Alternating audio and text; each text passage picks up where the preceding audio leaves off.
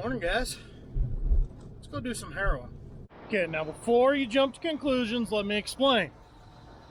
This machine right here, this medieval torture device looking thing, it's called a harrow. So when you are running it, you are harrowing. But whoever pronounces the G on anything anymore, it's just, and instead of saying the G at the end, you just end on the end. So instead of harrowing, it's harrowing. Let's go harrowing. So one big takeaway on this thing, there's only one hydraulic. That's raise and lower. Folds it up, folds it down. It does not fold it out, which is awesome because it's less hydraulics, but it's also a pain because it becomes pretty hard to unhook. So if you look down the side, you notice the tire back there, how it's leaned, what would that be, bottom in, top out. So what that is, when you're going down the road, because of that, it holds this thing together. Now, to unfold it, you have to drive in reverse and kind of wiggle to get those tires started out. And once they go out, it'll unfold itself. Let's give that a try.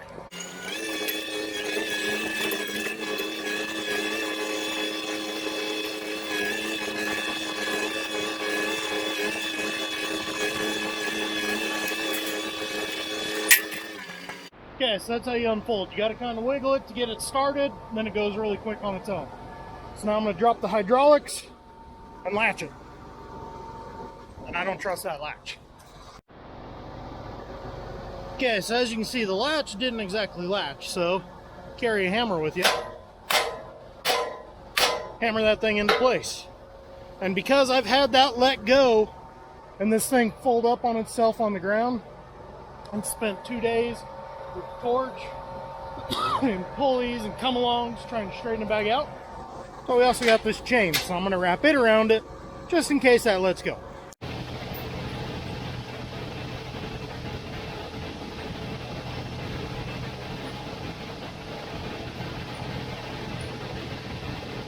At this point, you're probably wondering, what is the purpose of this machine? What am I doing out here? So, the heavy harrow, as this is called, serves three purposes for us. We use it every spring on our established hay.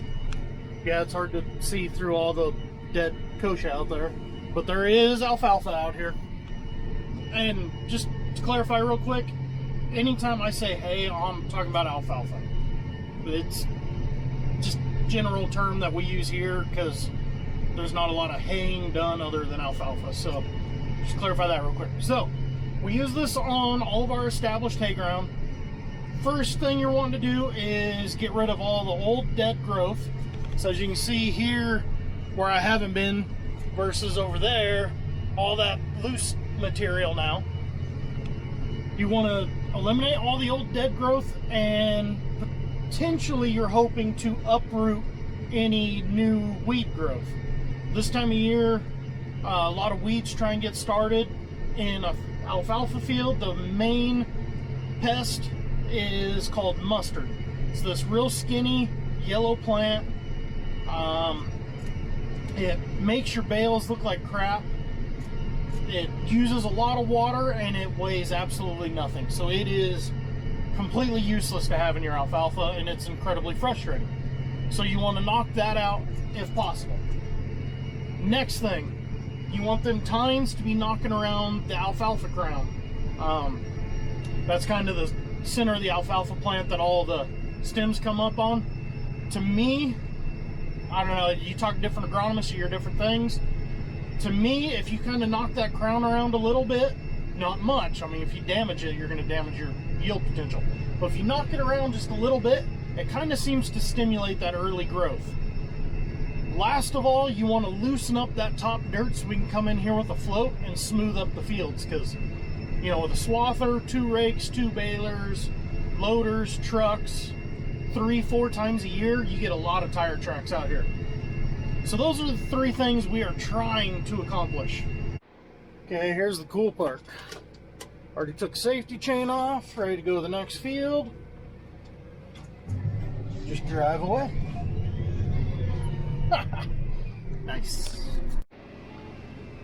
I know I said there was 3 reasons for harrowing, but there's actually 4. Breaking up manure. So all that you see out there, all them little clumps, that's all manure. So local cow-calf guy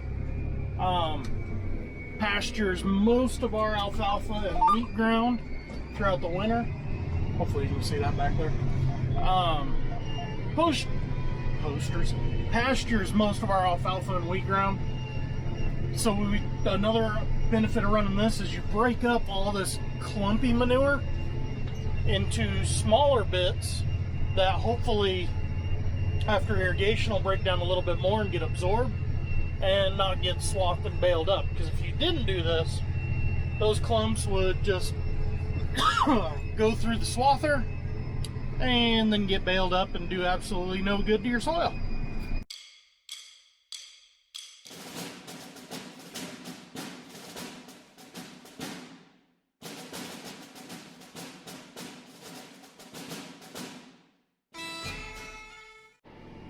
One more key component to this job is timing. And like in everything, timing has to be perfect to make this work right. Now, what do I mean by that? Today is the 16th of March. Our canal officially opened yesterday at midnight. So water is now starting up canal 100 miles from here. Gonna slowly start working its way this way.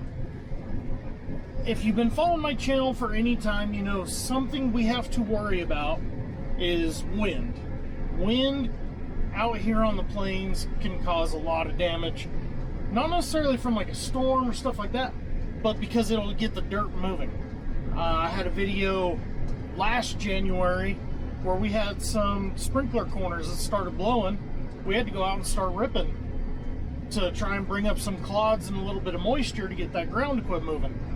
Well, I said one of the keys to doing this is you want to get some soil loosened up so you can smooth up these fields. If you do this too early, you leave your field vulnerable to wind erosion. And when the wind gets moving, it can actually shear off plants, kill plants. It could cause a major problem to your neighbor right beside you. You don't want to do that. There's a big bump. Looks like somebody got stuck there last year. So yeah, you got to be real careful with timing. You want to do this hopefully right before you're either going to irrigate or right before rain. So that way you kind of do this, cross your fingers, you get a float across it, and then get it rained on, so all that powder instantly becomes hard. You don't have to worry about it blowing as bad. Well, we started today. It takes about a day and a half, 2 days to get across all of our alfalfa ground with this machine. I guess it'd be 2 to 2.5 days. I mean, we've got a potential for rain tonight. You can actually see the storm front all day long. That is slowly going to start working its way this way. Like up at the mountains, they're talking a really good snow. For us out here, it's going to be a little bit of rain. And then, what I say, the 16th, so today's Wednesday. Monday, they're talking an even bigger storm front coming through with potentially more moisture. So by Monday, we've got to be done working hay fields because it's going to get wet and sticky, and then you got to wait for it to dry out. And by then, your hay's probably going to start turning green, and you're going to be out of time. But if we had done this 2 weeks ago, well, we had 40 to 50 mile an hour gusts Monday night. That would have caused one hell of a mess out of these fields. So it's one of those double-edged swords. You got to wait for a storm to get close, and then you got to go like hell before that storm gets here to beat it. It's just one of those things you got to factor in while doing this. Either way, I'm going to keep going. This is field number 4. It's a half pivot, so it is 70 acres. It's going to take me right at an hour. 1:15. I'd probably have another 20 minutes here. I'll have this baby wrapped up and we'll move on to pivot number 5.